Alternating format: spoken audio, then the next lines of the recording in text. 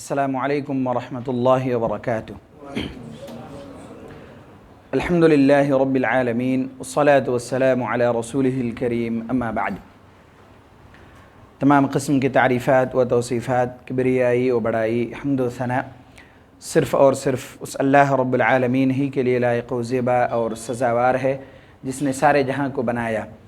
بعدہ بے شمار درود و سلام نازل ہو نبی آخر الزماں محمد عربی صلی اللہ علیہ وسلم پر۔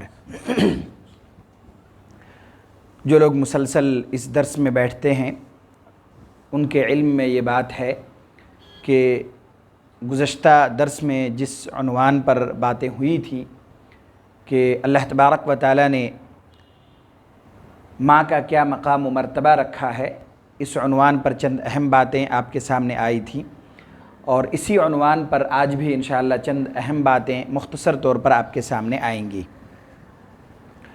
اس سے پہلے بھی کئی مرتبہ یہ بات آ چکی ہیں کہ اللہ تبارک و تعالیٰ نے ہم سب کو والدین کی شکل میں ایک ایسی نعمت دی ہیں کہ ہم کتنا بھی شکر بجا لائیں کم ہیں۔ بہت ساری نعمتیں اللہ تبارک و تعالیٰ کی جانب سے ہمیں ملی ہوئی ہیں۔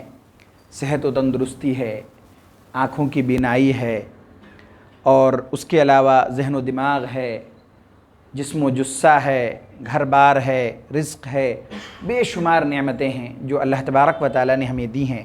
انہیں نعمتوں میں سے ایک نعمت والدین بھی ہے جو اللہ تبارک و تعالیٰ نے ہمیں دی ہیں۔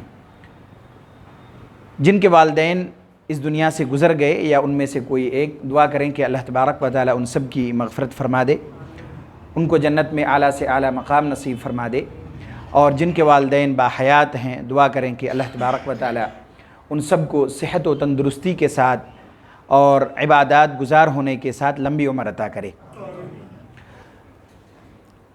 بہت ساری باتیں آپ کے سامنے گزشتہ درس میں آئی ماں کے مقام کے متعلق، اور بہت ساری قرآنی آیات اور احادیث بھی آپ کے سامنے آئی کہ اللہ تبارک و تعالیٰ نے اور آپ صلی اللہ علیہ وسلم نے کیا مقام و مرتبہ ماں کا بیان کیا ہے۔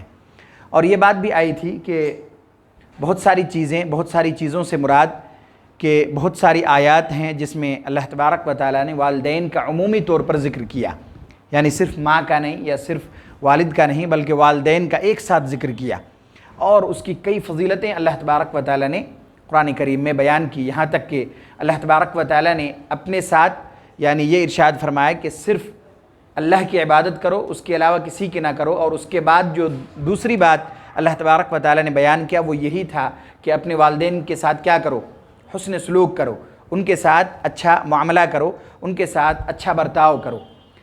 چند باتیں آج آپ کے سامنے اسی عنوان پر کہ ماں کا کیا مقام و مرتبہ شریعت نے رکھا ہے اور اللہ تبارک و تعالیٰ نے ہمیں دی ہیں، چند باتیں آپ کے سامنے رکھنا چاہوں گا۔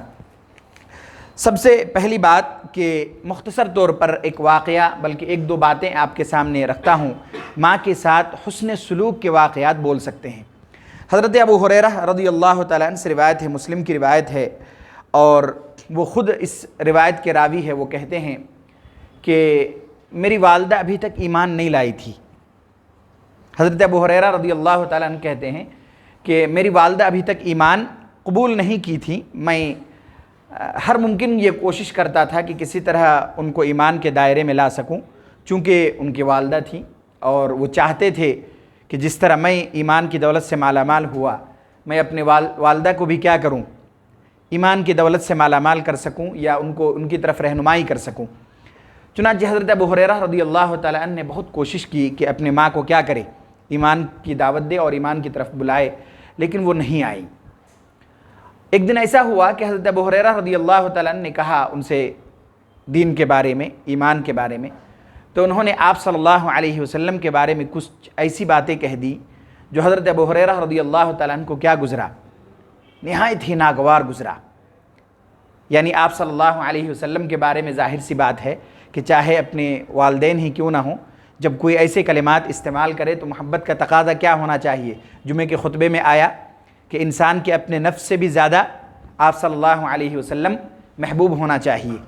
حضرت ابو ہریرہ رضی اللہ تعالیٰ عنہ کہتے ہیں کہ کچھ ایسے کلمات آپ صلی اللہ علیہ وسلم کے بارے میں انہوں نے کہیں جو مجھے بہت ناگوار گزرا، بہت برا لگا۔ وہ کہتے ہیں میں روتا ہوا اللہ کے نبی صلی اللہ علیہ وسلم کے پاس آیا اور میں نے آ کر یہ کہا کہ اللہ کے رسول صلی اللہ علیہ وسلم، آج میری ماں نے آپ کے تئیں کچھ ایسے کلمات استعمال کی ہیں جو مجھ پر بہت ناگوار گزرا ہے، آپ میرے ماں کے لیے دعا کر دیں کہ اللہ تعالیٰ اسے کیا کر دے، ہدایت دے دے، اللہ تعالیٰ اسے ایمان کی دولت سے مالا مال کر دے، آپ دعا کر دیجئے۔ اللہ کے نبی صلی اللہ علیہ وسلم نے ارشاد فرمایا، اللہم اہدی ام ابی ہریرہ۔ اللہ کے نبی صلی اللہ علیہ وسلم نے کیا دی؟ دعا کر دی آپ نے، اور یہ کہا کہ اللہ ابو ہریرہ کی ماں کو کیا کر دے، ہدایت دے دے۔ ابو ہریرہ رضی اللہ تعالیٰ عنہ کہ ماں کے بارے میں آپ صلی اللہ علیہ وسلم نے دعا کی۔ عام طور پر لوگوں کی جو فطری طور پر یہ چیزیں شامل ہوتی ہیں، جذباتی انسان ہوتا ہے کہ اگر کسی کے بارے میں پتہ چل جائے کہ فلاں آدمی نے آپ کے بارے میں کچھ برا بھلا کہا ہے اور پھر انہی سے کہا جائے کہ آپ ان کے لیے دعا کر دیجئے، تو بہت کم ہی ایسے لوگ ہوں گے جو کیا کر دیں، دعا کر دیں۔ اللہ کے نبی صلی اللہ علیہ وسلم کے سامنے حضرت ابو ہریرہ رضی اللہ تعالیٰ عنہ نے بہت وضاحت کے ساتھ کھلے الفاظ میں یہ کہہ دیا کہ میری ماں نے آپ کے بارے میں کچھ ایسے کلمات انہوں نے کہی ہیں کہ مجھ پر بہت ناگوار گزرا، آپ دعا کر دیجئے کہ اللہ تعالیٰ ان کو کیا کر دے، ہدایت کر دے۔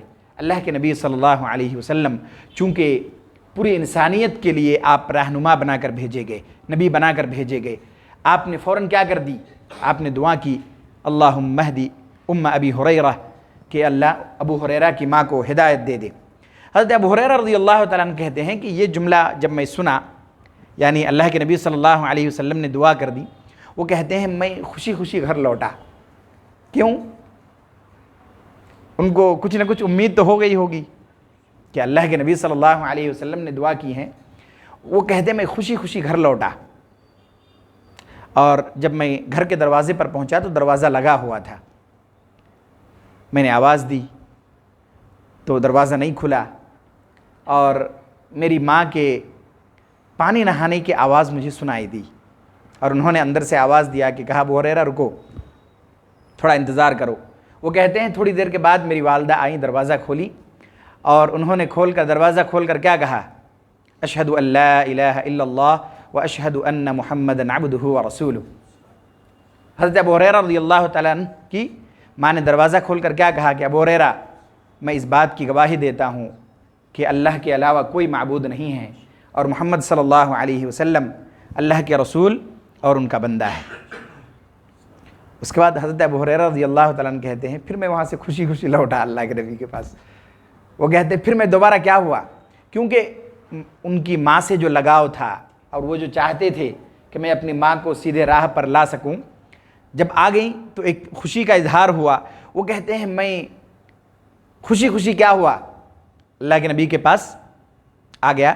پہلے جب آئے تھے روتے ہوئے آئے تھے، تھوڑی تکلیف ان کو ہوئی تھی، اب کی بار خوشی خوشی آئے، اور انہوں نے اللہ کے نبی صلی اللہ علیہ وسلم کو یہ خوشخبری سنائی۔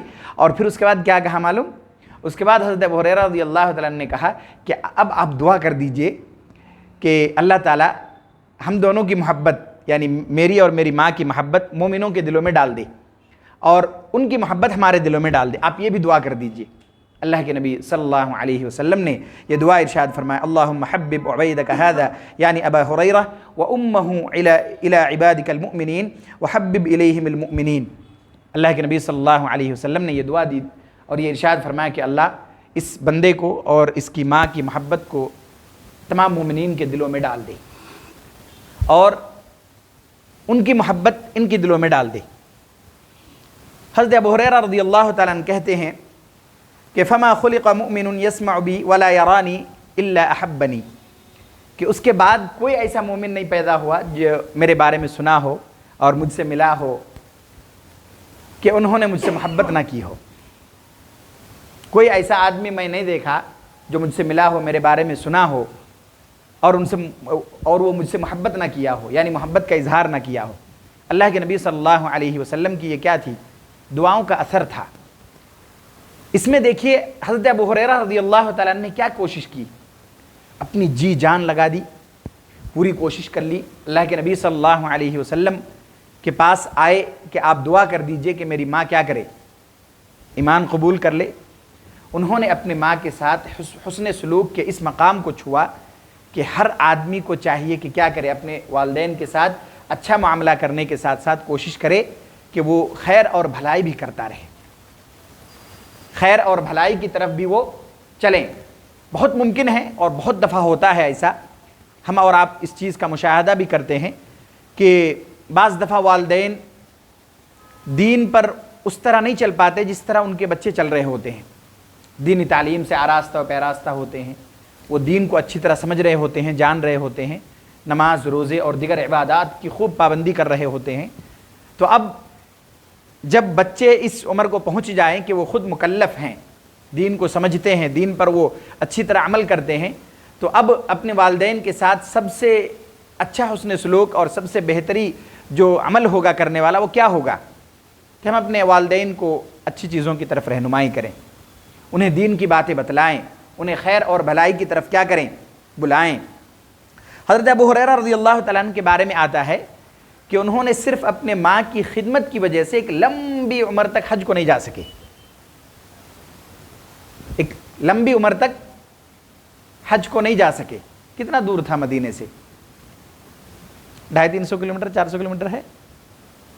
مکہ 500 کلومیٹر ہے اور بہت دور نہیں ہے، لیکن صرف اس وجہ سے کہ وہ اپنی والدہ کی کیا کرتے تھے، خدمت کرتے تھے، اس وجہ سے وہ چھوڑ کے نہیں جا سکتے تھے، تو بہت لمبی عمر تک انہوں نے حج نہیں کی۔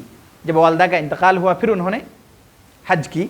اور اس کے بارے میں آتا ہے کہ مسلم ہی کی روایت ہے، سعید بن مسیب کہتے ہیں کہ مجھے یہ بات پہنچی وبلغنا ان ابا ہریرہ لم یکن حج حتی ماتت امہ لصحبتها، کہ مجھے یہ بات پہنچی کہ حضرت ابو ہریرہ رضی اللہ تعالی عنہ نے بہت لمبی مدت تک انہوں نے حج نہیں کی، یہاں تک کہ ان کی والدہ کا انتقال نہ ہو گیا ہو، کیونکہ وہ ان کے صحبت میں رہتے تھے، ان کی خدمت وہ کیا کرتے تھے۔ اللہ کے نبی صلی اللہ علیہ وسلم کی بہت ساری روایتوں سے اس چیز کا ہمیں علم ہوتا ہے کہ ہمیں اپنے والدین کی نافرمانی سے بچنا ضروری ہے، کیونکہ یہ کبیرہ گناہوں میں سے ہے۔ والدین کی نافرمانی کیا ہے؟ کبیرہ گناہوں میں سے ہے۔ اللہ کے نبی صلی اللہ علیہ وسلم نے یہ ارشاد فرمایا، حضرت ابو بکر صدیق رضی اللہ تعالیٰ عنہ سے روایت ہے، وہ کہتے ہیں کہ اللہ کے نبی صلی اللہ علیہ وسلم نے یہ ارشاد فرمایا، بخاری کی روایت ہے، الا انبئکم باکبر الکبائر، کیا میں تمہیں کبیرہ گناہوں میں سے کچھ گناہ کا ذکر نہ کر دوں، تمہیں نہ بتلا دوں؟ اور پھر آگے آپ صلی اللہ علیہ وسلم نے ارشاد فرمایا، الا اشراک باللہ و عقوق الوالدین، کیا والدین کے ساتھ اللہ کے ساتھ شرک کرنا اور والدین کی نافرمانی کرنا، یہ دونوں گناہ کیا ہے؟ گناہ کبیرہ ہے اور سب سے بڑے گناہوں میں سے ہے۔ لہٰذا ہم سب کو اس بات کی پوری کوشش کرنی، بلکہ ہم پر یہ ضروری اور لازمی ہے کہ ہم اپنے والدین کی نافرمانی سے اپنے آپ کو بچائے رکھیں۔ اللہ تعالی ہم سب کو اس بات کی توفیق دے کہ ہم اپنے والدین کی خوب خدمت کر سکیں۔ اللہ کے نبی صلی اللہ علیہ وسلم کی ایک روایت سے پتہ چلتا ہے، صحیح الترغیب والترہیب کی روایت ہے کہ اللہ کے نبی صلی اللہ علیہ وسلم نے یہ ارشاد فرمایا کہ جو لوگ اپنے والدین کی نافرمانی کرتے ہیں وہ ان کی طرف اللہ اپنی نظر رحمت سے بھی نہیں دیکھے گا اور وہ جنت میں بھی نہیں جائے گا۔ اللہ کے نبی صلی اللہ علیہ وسلم نے ارشاد فرمایا، حضرت عبداللہ ابن عمر رضی اللہ تعالیٰ عنہما سے روایت ہے، وہ کہتے ہیں، ثلاثۃ لا ينظر اللہ الیہم یوم القیامہ، کہ 3 طرح کے لوگ ہوں گے کہ اللہ تعالیٰ ان کی طرف نہیں دیکھے گا، اور جن کی طرف اللہ نہیں دیکھے وہ کامیاب ہو ہی نہیں سکتا۔ یہ بات بھی سمجھ لینی ہے کہ اگر اللہ کی نظر رحمت ہم پر نہ پڑے تو ہم ناکام ہیں، بہت سیدھی سی بات ہے۔ اور اللہ کے نبی صلی اللہ علیہ وسلم نے یہ ارشاد فرمایا کہ 3 طرح کے لوگ ہیں کہ جن کی طرف اللہ تبارک و تعالیٰ قیامت کے دن نہیں دیکھے گا۔ بہت ہی زیادہ ذلیل قسم کے لوگ ہوں گے یہ، کہ جن کی طرف اللہ کی نظر رحمت نہ ہو قیامت کے دن جب سب سے زیادہ ضرورت ہو۔ اور وہ 3 طرح کے لوگ کون ہوں گے؟ اللہ کے نبی صلی اللہ علیہ وسلم نے ارشاد فرمایا، پہلے العاق لوالدیہ، جو اپنے والدین کے ساتھ حسن سلوک کرے، جو اپنے والدین کے ساتھ نافرمانی کرے۔ 3 طرح کے لوگ ہیں کہ جن کی طرف اللہ تعالیٰ قیامت کے دن نہیں دیکھے گا نظر رحمت سے۔ تو پہلے قسم کون ہیں؟ وہ لوگ جو اپنے والدین کے ساتھ نافرمانی کرے اور ان کے ساتھ اچھا معاملہ نہ کریں۔ اور دوسرے وہ مدمن الخمر، اور دوسرا قسم وہ آدمی ہے جس کی طرف اللہ تعالیٰ قیامت کے دن نہیں دیکھے گا، جو بہت زیادہ شراب پیتا ہو اور اسی میں لگا رہتا ہو، شراب میں ہی، شراب کا عادی ہو، نشے کا عادی ہو۔ اور تیسرے قسم والمنان عطاءہ، اور تیسرا قسم کا وہ آدمی جو اپنے کسی تعاون کے بعد کیا کرے؟ احسان جتلائے. کسی کی کچھ مدد کیا، کسی کو کچھ دیا، تو پھر اس کے بعد کیا کرے؟ احسان جتلائے. یاد رکھیے احسان جتلانے سے اعمال جو آپ کا ہے وہ ضائع ہو جاتا ہے. اللہ تعالیٰ نے قرآن میں کہا نا، یا ایھا الذین آمنوا لا تبطلوا صدقاتکم بالمن والاذی، کہ ایمان والو تم اپنے صدقات کو، عطیات کو، جو تم نے مدد کی ہے دوسروں کی، احسان جتلا کر اور تکلیف دے کر کیا نہ کرو، اسے ضائع اور برباد نہ کرو. اب اس ماڈرن زمانے میں بہت ساری چیزیں ہیں اس تعلق سے سمجھنے کی. بہت لمبی نہیں کر رہا ہوں باتیں، لیکن ایک چھوٹی سی چیز صرف بتلانا چاہتا ہوں چونکہ بہت عام ہے یہ. مثال کے طور پر اگر ہم نے کسی کو کچھ دیا، بعض دفعہ ہوتا ہے نا کہ کسی کو کچھ ہدیتاً دیا تو اس کی کچھ فوٹوز ہم نے لے لی. چلیے فوٹو لینے تک تو پتہ نہیں وہ فوٹو لینا ہی اصل میں شریعت میں بہت مسائل ہے اس تعلق سے. غیر ضروری اگر کوئی فوٹو آپ کھنچا رہے ہیں تو وہ ایک الگ مسئلہ ہے. فوٹو لینے کے بعد حد یہ ہوئی کہ اب اس کو اسٹیٹس پہ بھی لگاتے ہیں، یا پھر کسی اور کو گروپس میں ہو گئے یا کسی اور کو بھیجتے ہیں. بہت ممکن ہے کہ کہیں اس بات کی بھی پکڑ نہ ہو جائے کہ یہ بھی کیا ہے؟ ایک طرح کا تکلیف دینا ہے آدمی کو. اگر ایک آدمی بہت زیادہ کیا ہوگا، بہت ہی زیادہ ایک آدمی جب وہ ہو ایک دم اپنے آپ کے بارے میں کہ میں کسی سے کے سامنے ہاتھ نہ پھیلاؤں، کسی کی ہمیں ضرورت نہ ہو، بے نیاز رہنا چاہتا ہو، اگر ہم نے ان کو کچھ ہدیہ کیا اور ایک فوٹو کلک کر کے اسٹیٹس میں لگا دی تو ان کے دل پہ کیا گزرے گا؟ وہ دوسرے دن آگے پٹک کے چلا جائے گا وہ سامان. اگر بہت زیادہ آدمی خوددار ہو تو وہ سامان کیا کرے گا؟ وہ یا جو بھی ہدیہ ہم نے دی وہ پٹک کر چلا جائے گا. چونکہ ماڈرن زمانہ ہے آج کل، یہ سب چیزیں اتنی چھوٹی ہیں کہ بعض دفعہ لوگوں کے ذہن میں نہیں آتا ہے کہ شاید یہ بھی اس میں آئے گا کیا. ہاں اگر لینے والا لگا دے اسٹیٹس میں اور شکر ادا کرے تو بہت اچھی بات ہے، ایک طرح کا دعا ہے، وہ کوئی مسئلہ نہیں. لیکن اگر دینے والا لگا دے تو کہیں پکڑ نہ ہو جائے کہ احسان کی طرح نہ ہو جائے، ایک طرح سے تکلیف نہ پہنچ جائے. ہو سکتا ہے کہ جس کو ہم نے کچھ ہدیتاً دیا یا تحفتاً دیا وہ چاہتا ہو کہ اس بارے میں کسی کو پتہ نہ چلے. بہت عین ممکن ہے. حالانکہ ہدیہ تحفہ کیا ہے؟ سنت ہے اللہ کے نبی صلی اللہ علیہ وسلم کی. آدمی کو آپس میں ایک دوسرے کو یہ سب چیزیں کیا کرنا چاہیے؟ ہدیہ اور تحائف دینے چاہیے. بلکہ خوشبو کے بارے میں آیا، اللہ کے نبی صلی اللہ علیہ وسلم کا فرمان ہے کہ اگر کوئی ہدیہ کرے تو منع نہیں کرنا کبھی. تو ہدیہ تحفہ دینا کیا ہے؟ یہ تو آپس میں محبت کو بڑھانے کی چیز ہے نا. لیکن جب یہ چھوٹی چھوٹی چیزیں ہم یاد نہیں رکھتے تو اگر ایک آدمی بہت زیادہ خوددار ہوگا تو وہ کیا کرے گا؟ ان کو تکلیف پہنچے گی. اور اسی کے بارے میں قرآن کی آیت ہے نا کہ اپنے صدقات کو برباد نہ کرو. کس کے ذریعے سے؟ بالمنی والاذی. جو تکلیف ہے، تکلیف پہنچانے کا ایسا نہیں کہ سب کے سامنے بولے کہ میں نے یہ چیز ان کو دی ہے، نہیں، وہ بھی سب کو بولنا ہی ہے. یعنی خاموش الفاظ میں بولنا ہے ایک طرح سے کہ اسٹیٹس میں لگا دیا سب کو پتہ چل جائے گا، ایک دم ڈسکرپشن کے ساتھ کہ فلاں کو فلاں چیز جو ہے گفٹ دیا گیا. تو یہ بھی کیا ہے؟ ایک طرح سے تکلیف دینا ہے، اور یہ بھی احسانات میں ہو سکتا ہے. اور پھر کہیں اس میں نہ آ جائے، ضمن میں نہ آ جائے کہ قیامت کے دن اللہ تعالیٰ ایسے لوگوں کی طرف نہ دیکھے. اور پھر 3 طرح کے لوگوں کے بارے میں ارشاد فرمایا، لا يدخلون الجنہ، کہ 3 طرح کے لوگ ہیں جو جنت میں نہیں جائیں گے. کون ہیں؟ العاق لوالدیہ، وہی پہلا جو اپنے والدین کے ساتھ نافرمانی کرے، ان کے ساتھ اچھا برتاؤ نہ کرے. اور والدیوث، اور دوسرا قسم وہ آدمی جو گھر کا ذمہ دار ہو اور گھر میں بے حیائی ہو، برائی ہو، گناہ کے کام ہو رہے ہوں اور وہ ادھر دھیان ہی نہ دیتا ہو. حالانکہ ان کے کنٹرول میں ہیں کہ وہ کیا کر سکیں؟ چیزوں کو روک سکیں، اپنے ماتحت کے لوگوں کو گناہوں سے اور بے حیائیوں سے روک سکے، لیکن انہوں نے بے فکری سے کام لیا، نہیں روکا. تو اس شخص کو بھی، یہ شخص بھی کل قیامت کے دن جنت میں داخل نہیں ہوگا. اور آگے ارشاد فرمایا کہ تیسرا وہ عورت جو مردوں کی مشابہت اختیار کرتا ہو، وواقتہ میں اور شکل و شباہت میں کیا کرتی ہو؟ مردوں کی مشابہت اختیار کرتی ہو، تو وہ بھی جنت میں داخل نہیں ہوں گی. اللہ کے نبی صلی اللہ علیہ وسلم، ایک آخری روایت آپ کے سامنے پیش کر کے بات کو اختتام تک پہنچاؤں گا. اللہ کے نبی صلی اللہ علیہ وسلم نے ایک طرح سے ایسے لوگوں کے بارے میں بد دعا کی کہ جو لوگ اپنے والدین کے ساتھ کیا کرے؟ نافرمانی کرے. اور یہ بد دعا کس طرح کا ہوا؟ حضرت جبرائیل علیہ السلام آئے اور انہوں نے کچھ باتیں کہیں، اور اللہ کے نبی صلی اللہ علیہ وسلم کو انہوں نے یہ کہا کہ آپ آمین کہیے. تو ایک طرح سے وعید ہے نا اللہ کے نبی صلی اللہ علیہ وسلم کی جانب سے۔ ان میں سے ایک یہ بھی ہے کہ ماں باپ کو پایا ہو اور پھر انہوں نے ان کی خدمت کر کے اپنے آپ کو جنت کا مستحق نہ بنایا ہو، تو پھر انہوں نے کہا کہ اللہ تعالیٰ اس کو اپنی رحمت سے دور کر دے، نبی آپ آمین کہیے۔ تو اللہ کے نبی صلی اللہ علیہ وسلم نے آمین کہا بھی۔ تو یہ روایت آپ کے سامنے صحیح ابن حبان کی روایت ہے، حضرت ابو ہریرہ رضی اللہ تعالیٰ عنہ سے روایت ہے، قال رسول اللہ صلی اللہ علیہ وسلم علی المنبر آمین ثلاثا، اللہ کے نبی صلی اللہ علیہ وسلم نے 3 مرتبہ ممبر میں آمین کہا۔ تو لوگوں نے پوچھا کیا معاملہ، آمین آپ نے کہا، کچھ سنے نہیں آیا، سمجھ میں نہیں آیا، کیا مسئلہ ہے؟ 3 مرتبہ جو آپ نے آمین کہا کوئی وجہ ہوں گی تب تو۔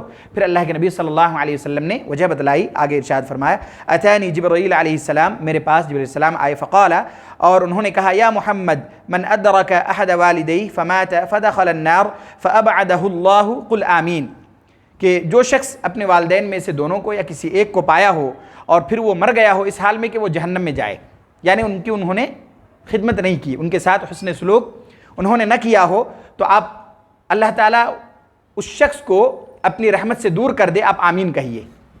گویا کہ حضرت جبرائیل علیہ السلام نے بد دعا دی اور آپ صلی اللہ علیہ وسلم کو انہوں نے آمین کہنے کا حکم دیا، آپ نے آمین کہنے کو کہا۔ تو اللہ کے نبی صلی اللہ علیہ وسلم نے کیا ارشاد فرمایا، فقلت آمین، تو میں نے کہا آمین۔